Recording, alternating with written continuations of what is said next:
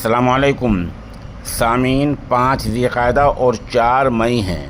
خبر کا عنوان ہے شیخ الحدیث مولانا محمد یامین رحمۃ اللہ علیہ کی تدفین انشاءاللہ العزیز ابھی 10 بجے ہوگی۔ آپ کو پتہ ہی ہے کہ رات تقریباً نصف شب سے پہلے علم کا یہ آفتاب غروب ہو گیا ہے، یعنی شیخ الحدیث علامہ محمد یامین کا انتقال ہو گیا ہے۔ جیسے میں نے رات عرض کیا تھا کہ آپ نے مفتاح العلوم جلال آباد میں برسوں تک حدیث کی خدمات انجام دی ہیں۔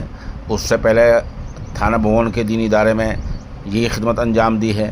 اب وہ دارالعلوم جلال آباد کے سرپرست محتم تھے اور شیخ الحدیث تھے، مشہور مبلغ تھے، واعظ تھے، عالم دین تھے، ہزارہ ان کے شاگردان رشید ہیں۔ تو تدفین ابھی 10 بجے ہوگی اور نماز جنازہ انشاءاللہ مدرسہ مفتاح العلوم میں ہوگی۔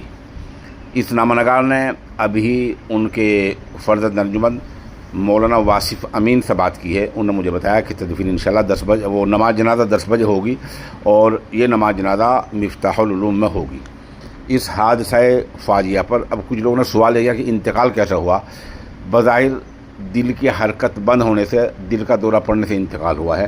اس حادثہ فاجعہ پر مفتاح العلوم جلال آباد کے محتمم حضرت قاری ولی اللہ خان شیروانی، ناظم تعلیمات مولانا آرزو میاں، اور اس طرح جامعہ اشرف علوم رشیدی گنگوہ سے مفتی خالد سیف اللہ قاسمی دامت برکاتہم العالیہ، دارالعلوم بلالیہ کشمیر سے نائب محتمم مولانا محمد اسلم، بنارس سے مولانا احمد نصر بنارسی، قاری معاذ، قاری مشکور، مولانا یو مفتاحی، عبدالرحمن قاسمی، عدنان مفتاحی، مفتی نور حسن جولوی اور ابو مطیع حنفی کیرانوی، مولانا ناظم کریم قاسمی، اشاعت الاسلام سے مولانا برکت اللہ امینی، جامع السعادہ کیرانے سے مولانا محمد عرفان ثاقب قاسمی۔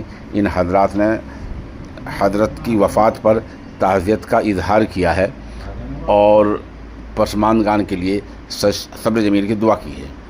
اس دوران خان کے امدادی اشرفیات تھانے بھون کے ناظم اعلیٰ مولانا نجم الحسن تھانوی نے سامعین سے گزارش کی ہے کہ سبھی حضرات حضرت والا کے لیے درجات کی بلندی کی دعا کریں اور پسماندگان کے لیے صبر جمیل کی دعا کریں۔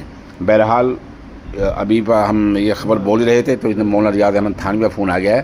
مولانا ریاض احمد تھانوی نے خراج عقیدت پیش کیا ہے اور قاری منظور پلڈا نے خراج عقیدت پیش کیا ہے، اور بہت سے لوگ پیغامات آ رہے ہیں۔ پھر جیسے جیسے پیغامات آتے رہیں انشاءاللہ ان کے ناموں کا اعادہ کرتے رہیں گے، آپ ہمارے ساتھ بنے رہیں۔